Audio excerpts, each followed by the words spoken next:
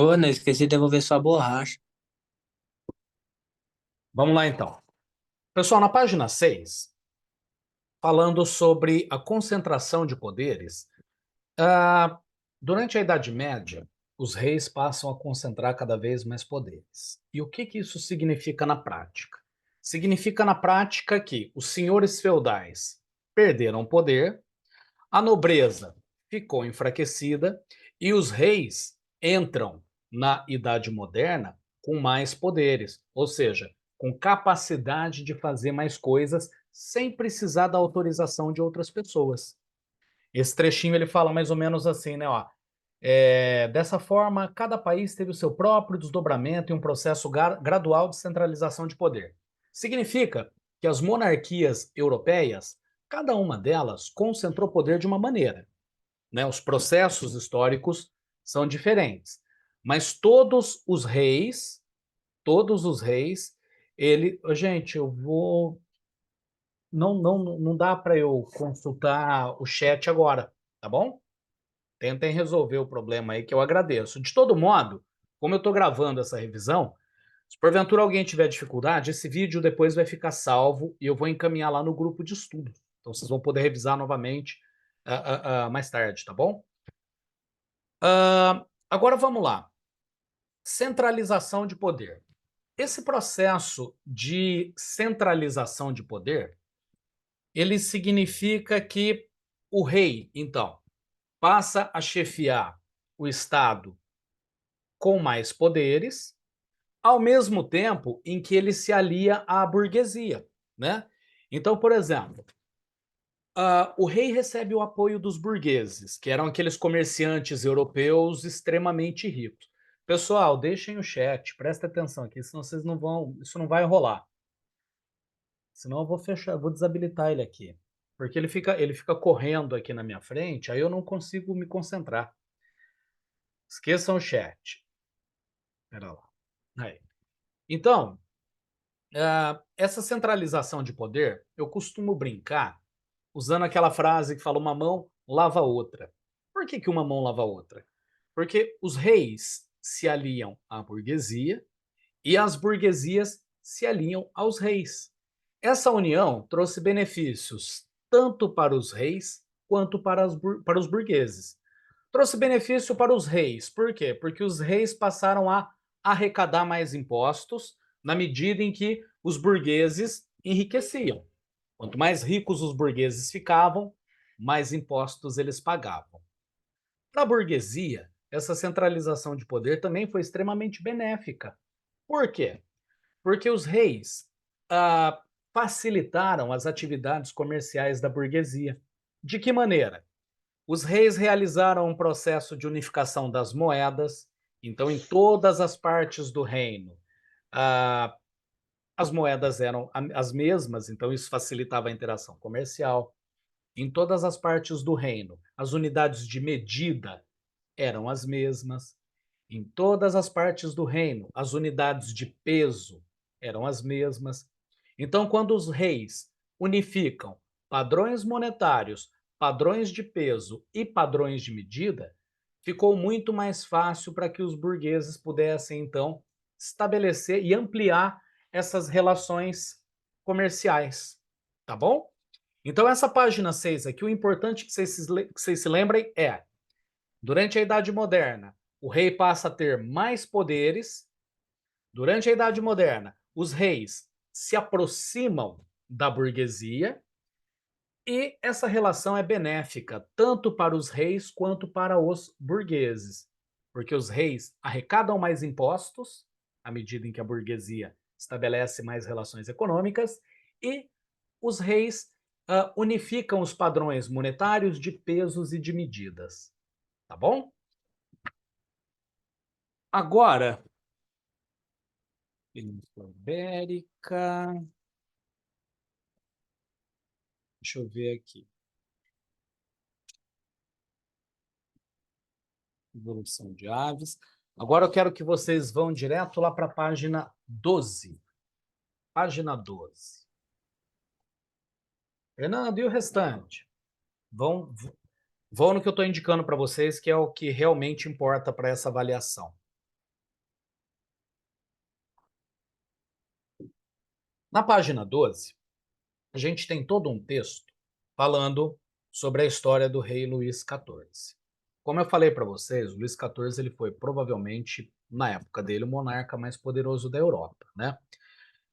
Luís XIV ele se tornou tão poderoso que ele recebeu o apelido de Rei Sol. E por que que o Luís XIV recebe o apelido de Rei Sol? Porque, como vocês sabem, o nosso sistema, no centro do nosso sistema, está o Sol, né? E os outros planetas e os satélites, como a Lua, orbitam ao redor do Sol. O nosso sistema ele tem um padrão que é chamado de padrão heliocêntrico, ou seja, o Sol é o centro do sistema, não é o planeta Terra, né? Então, Luís XIV ele recebe o nome, o apelido de Rei Sol, porque ele era o indivíduo mais poderoso da corte e a nobreza orbitava ao redor dele. Quando o texto fala que a nobreza orbitava ao redor de Luís XIV, isso quer dizer que a nobreza dependia do rei, né? Era o rei, por exemplo, que sustentava a nobreza, que pagava os salários dos nobres, que abria o palácio para que a nobreza pudesse participar das festas, para que alguns nobres morassem em Versalhes, etc. Então, nessa página aqui, o importante é que vocês se lembrem que Luís XIV foi, no período dele, provavelmente o rei mais poderoso da Europa, e que ele recebe o apelido de Rei Sol, porque assim como o centro do universo, ele era o centro da nobreza francesa. E assim como no sistema solar os astros orbitam ao redor do planeta Terra, no caso de Luís XIV, a nobreza orbitava ao redor dele, ou seja, a nobreza dependia do rei porque o rei pagava os salários, concedia moradia, etc e tal, tá bom? Se eu estiver indo rápido demais, se vocês tiverem dúvidas, é só abrir o microfone e me perguntar, beleza? Bom, a vamos lá para a página 15, por favor, pessoal. Na página 15, a gente tem a teoria do poder divino dos reis, né? Então, como forma de consolidar o seu poder, os reis se aproximam da Igreja Católica, que era a instituição mais poderosa daquela época, sem sombras de dúvidas, né? E a Igreja Católica passa a disseminar, a espalhar a ideia de que os reis eram legítimos representantes de Deus e que, como representantes de Deus na Terra, os reis não deveriam ser questionados e que a população deveria, mais do que seguir, obedecer a todas as ordens, a todos os comandos dados pelos reis. Eu lembro que eu pedi para vocês grifarem um trechinho que fala assim, ó: para alguns desses pensadores, o rei detinha tanto poder porque o recebia diretamente de Deus e em seu nome o exercia.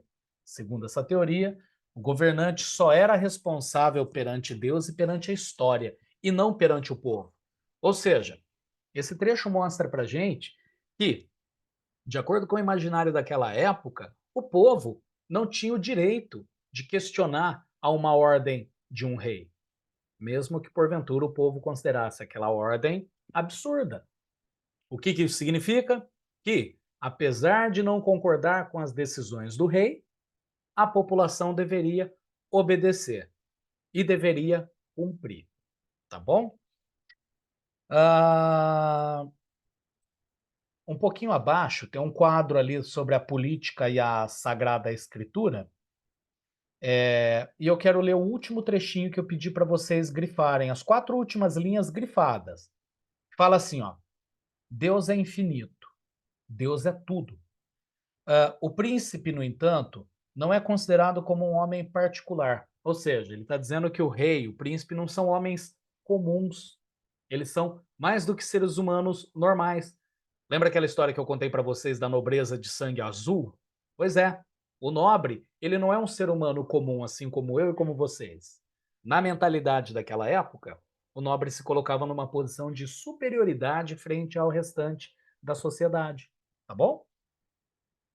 Da mesma forma que se em Deus se juntam tudo, perfeição e virtude, Todo o poder dos indivíduos está contido na pessoa de Deus. Quanta grandeza de um só homem pode reunir tanto poder. E que é importante vocês lembrarem aqui, então, que durante esse período a Igreja Católica se aproxima da monarquia, a monarquia se aproxima da Igreja Católica, a Igreja Católica veicula essa ideia de que os nobres eram, de fato, filhos ou representantes de Deus e que a população deveria obedecer aos comandos do rei sem fazer nenhum tipo de questionamento. Tá tranquilo até aí, pessoal? Sim? Então, beleza. Então, agora, eu quero que vocês avancem para o próximo módulo, tá? Mais especificamente na página 18. Lá na página 18. Em uma das nossas últimas aulas, eu coloquei na lousa para vocês alguns conceitos, dentre eles etnocentrismo e eurocentrismo. Esses são dois conceitos muito importantes para a gente conseguir entender a mentalidade da época e, mais do que isso, para a gente conseguir compreender quais foram as impressões que os europeus tiveram quando eles desembarcaram no continente americano e entraram em contato com culturas indígenas tão diferentes do que a que os europeus conheciam, né? Vocês se lembram que eu apresentei duas diferenças quando a gente vai abordar esse contato dos europeus com as etnias americanas, né? Eu expliquei para vocês que a gente estuda esse contato a partir de duas perspectivas diferentes. A partir da perspectiva dos povos pré-colombianos e a partir da perspectiva dos povos pré-cabralinos. Como provavelmente vocês se lembram, povos pré-colombianos eram os povos que viviam na América Espanhola, ou seja, na América Latina, na América Andina e na América Latina, antes da chegada de Cristóvão Colombo. Quando a gente aborda povos pré-colombianos, basicamente a gente analisa a história de três desses povos: astecas, maias e incas, tá? No nosso caso específico, a gente não vai abordar ainda No nosso caso específico, a gente não vai abordar ainda povos pré-colombianos. A gente vai abordar os povos pré-cabralinos. Quem são esses povos pré-cabralinos? Povos pré-cabralinos são os povos que ocupavam o Brasil antes da chegada dos portugueses, antes da chegada de Pedro Álvares Cabral, né? Então a gente tinha, por exemplo, grandes etnias como tupis, tupinambás, guaranis, etc. Tá? Aqui na página 18, a página 18 faz referência a um texto escrito por um calvinista inglês chamado Jean de Lery, e fala que nesse texto o Jean de Lery apresenta uma visão eurocêntrica, etnocêntrica. Vocês se lembram o significado de eurocentrismo e etnocentrismo? É assim, ó. Eurocentrismo é a crença que os europeus têm de que eles, enquanto povo, a cultura deles é superior à cultura dos outros povos. Então, vamos pensar em etnias. Desculpem, em eurocentrismo. Eurocentrismo é a crença que os europeus têm de que a cultura deles, de que eles próprios são superiores a outros povos. E etnocentria é a crença que um povo tem de que é superior ao outro. Então, de certa maneira, o eurocentrismo é uma forma de etnocentrismo também. Na medida em que o europeu se considera superior a um outro povo, ele está praticando eurocentrismo, mas etnocentrismo também. Tá? Avancem para a página 19. Para a página 19. Na página 19, eu quero ler esse trechinho do texto escrito pelo Jean de Lery, porque mostra a visão de um europeu sobre os indígenas brasileiros nesse período. Jean de Lery ele fala o seguinte, ó, a terra do Brasil. O país era totalmente deserto e inculto. E aqui cabe fazer uma parte, gente. O Brasil podia ser qualquer coisa, menos deserto, menos deserto. O Brasil era um país que tinha uma diversidade natural pujante, fauna diversa, flora riquíssima. Mas, de novo, essa é uma visão depreciativa de um europeu, né? Então, o país era totalmente deserto e inculto. Não havia casas, nem tetos, nem quaisquer acomodações de campanha. Ao contrário, havia gente arisca e selvagem. Então, olha como é que ele está definindo agora os indígenas: gente inculta, arisca, selvagem, sem nenhuma cortesia nem humanidade, muito diferentes de nós europeus, né? Ele quer dizer, em seus costumes e instrução, sem religião. Gente, é claro que os indígenas tinham religião, eles só não eram cristãos, né? Sem religião, nem conhecimento algum de honestidade ou de virtude, ou seja, está dizendo que eles eram desonestos, desvirtuados, do justo e do injusto, a ponto de me vir à mente a ideia de termos caído entre animais com figura de homens. Veja, o Jean de Lery compara os indígenas brasileiros a animais. Não precisa nem falar o tanto que é absurdo isso, né? Fazia-se necessário promover a tudo com toda a diligência e tudo resolver enquanto os nossos navios aparelhavam para o regresso, de modo que, invejosos do que havíamos trazido, não nos surpreendessem o selvagem e nos matassem. Ou seja, eles acreditavam que os indígenas iam roubar as mercadorias do navio e iam matá-los. O que é importante saber desse texto, pessoal? É esse ponto de vista. Como é que os europeus descreviam os indígenas nessa época? Como selvagens, como incultos, como corruptos, como violentos, como pagãos, né? Pagãos sem religião cristã, como selvagens. Ou seja, esse ponto de vista é um ponto de vista eurocêntrico? É sim. É porque o Jean de Lery era um francês da época. Então ele acreditava que a cultura europeia era mais sofisticada do que a cultura dos indígenas americanos. A gente pode dizer que essa visão é uma visão etnocêntrica também? Sim, porque ele está dizendo que uma etnia é inferior à outra, no caso dos indígenas. Tá bom? Agora, eu quero que vocês avancem para a página 20.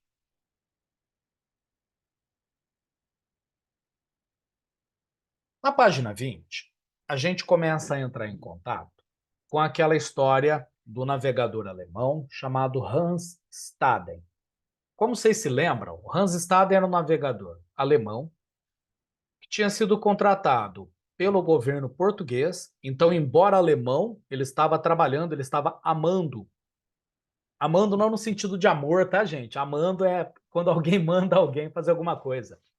Ele estava amando da coroa portuguesa, ele já conhecia o Brasil, e na segunda vez que ele veio para o Brasil, o navio no qual ele estava embarcado afundou no litoral de Bertioga. E ali, o Hans Staden, ele foi encontrado por indígenas da etnia Tupinambá. E isso foi um problema para ele, porque os Tupinambás odiavam os portugueses. Quando eles encontram Hans Staden, eles não querem saber se o cara é espanhol, italiano ou alemão. É branco, é português. Então Hans Staden deu muito azar, porque na realidade os tupinambás só o capturaram porque eles o confundiram com o português. Lembrando, os tupinambás nutriam um ódio extremo pelos portugueses, tá? Vamos para a página 21. Como vocês sabem, o Hans Staden ficou cativo e foi capturado pelos tupinambás, né? Ele ficou aprisionado vários meses lá e ele presenciou rituais de antropofagia. Como provavelmente vocês se lembram, porque eu acho que foi um dos temas que a gente mais discutiu na sala de aula, antropofagia é um tipo de canibalismo. Canibalismo é quando uma pessoa consome a carne da outra, né? Só que a antropofagia, ela não é um canibalismo que tem como finalidade simplesmente matar a fome. A etnia que pratica a antropofagia, ela consome a carne do outro indivíduo sem intenção de saciar a fome. O que ele quer na realidade, o que ele acredita que vai acontecer, é que ao consumir a carne daquela pessoa, ele estará absorvendo as qualidades do sujeito. Então, no caso de duas etnias indígenas que entraram em guerra, uma etnia vence a outra, sobra um guerreiro vivo. E aí os tupinambás consideravam esse guerreiro ou muito inteligente, ou muito forte, ou muito corajoso. O que eles iriam fazer? Eles iriam matar esse sujeito, consumir a carne desse sujeito, mas de novo, não para matar a fome, mas para absorver essa valentia, essa coragem ou essa força. De novo, gente, era o sistema de crenças deles, né? Então, quando Hans Staden naufraga no litoral de Bertioga e é capturado pelos tupinambás, ele presencia esse tipo de ritual. Agora, a pergunta que eu faço para vocês é: um europeu tinha a capacidade de entender isso? Não. Quando o europeu via o tupinambá consumindo a carne de outro sujeito, ele se horrorizava. Ele falava: caramba, eles parecem animais, eles comem carne de gente, acreditando que eles estavam comendo aquela carne para matar a fome. Quando, de novo, me desculpem, mas eu vou repetir, a finalidade não era essa. No ritual antropofágico, o indivíduo consome a carne do outro para absorver qualidades, seja força, coragem, sei lá, beleza, inteligência, etc. Tá bom?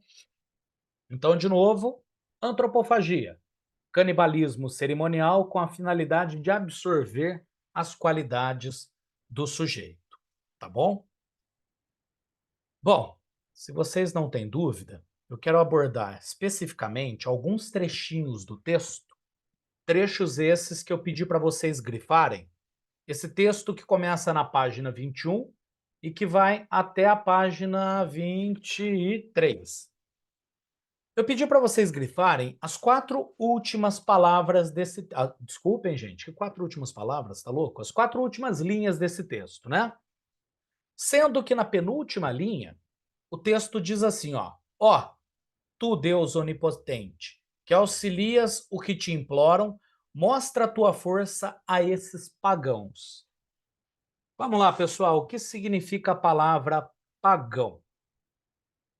A gente consegue definir pagão de muitas maneiras, tá?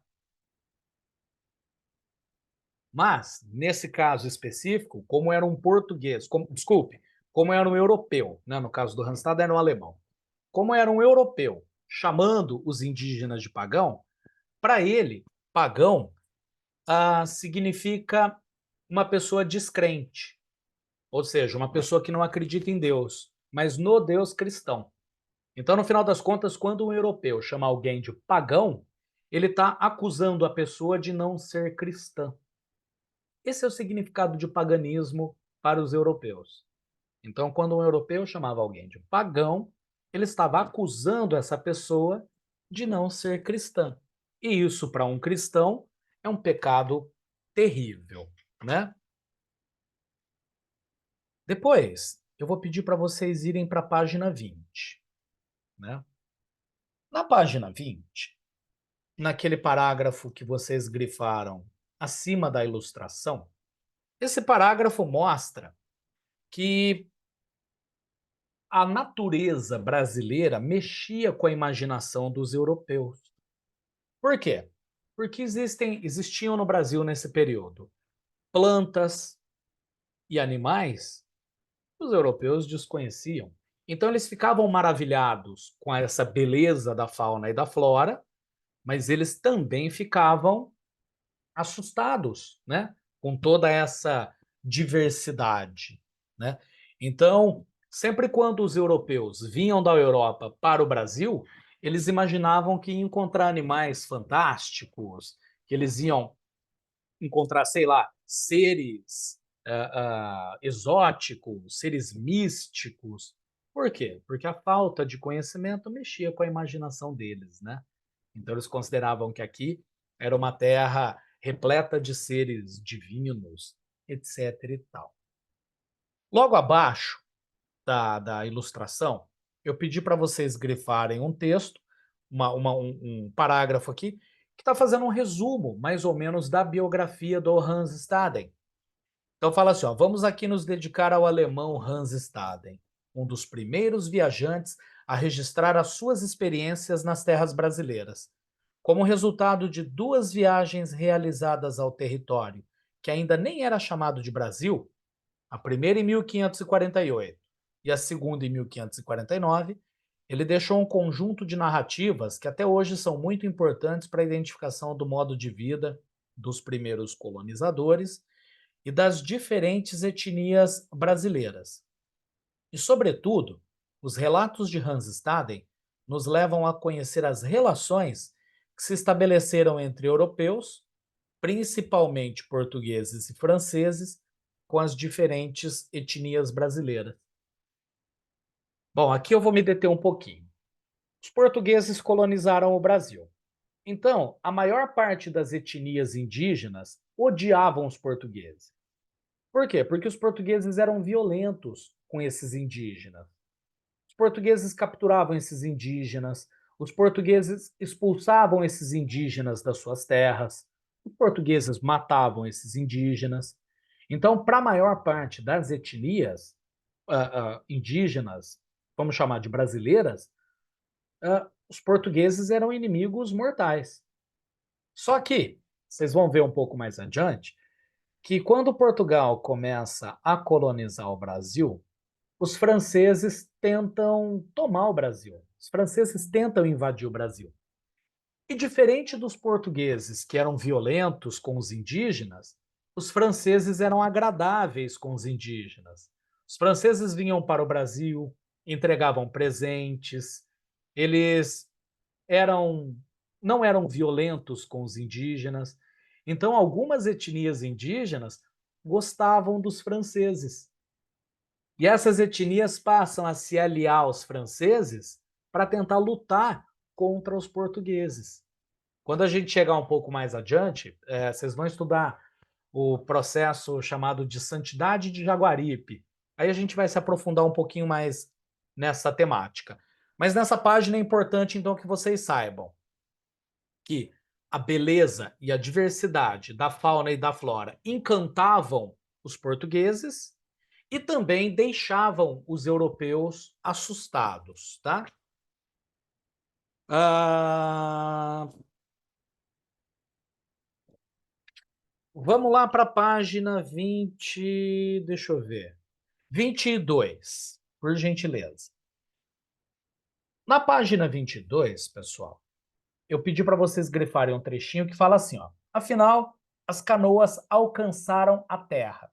Os indígenas desembarcaram como na véspera, dizendo que no dia seguinte chegariam a Taba. É importante que vocês se lembrem que o significado de Taba é aldeia, tá? É aldeia. Então é importante que vocês lembrem o significado disso. Depois, no finzinho da página, eu pedi para vocês grifarem mais duas linhas que falam assim, ó. O alemão, que conhecia o costume dos indígenas, correu os olhos em torno para ver se já traziam a Iverapema. Iverapema era o tacape, era um bastão, era um pedaço de pau utilizado pelos tupinambás para abater as pessoas. Eles amarravam as pessoas de braço aberto e davam uma paulada atrás da cabeça. E aí matavam a pessoa para depois consumir. Então eu quero que vocês se lembrem que Iverapema significava tacape. Por fim, vamos lá na página 23. O último parágrafo, me desculpem, que eu pedi para vocês grifarem, fala assim, ó. Quando os peros vinham a bordo um bom número de tupinambás, viram a bordo, desculpem, um bom número de tupinambás, agarraram-nos e entregaram-nos os tupiniquins para que os comessem. Além disso, mataram a tiros muitos que estavam de fora nas canoas. Essas e outras crueldades fizeram-lhes nascer no coração um ódio contra os peros. Está falando então que os tupinambás odiavam os portugueses. O que significa a palavra pero? O significado de pero é português. Fala, João. Fernando, e Iverapema é o quê mesmo? É um tacape. É um tipo de bastão que eles usavam para matar as pessoas com uma paulada na cabeça.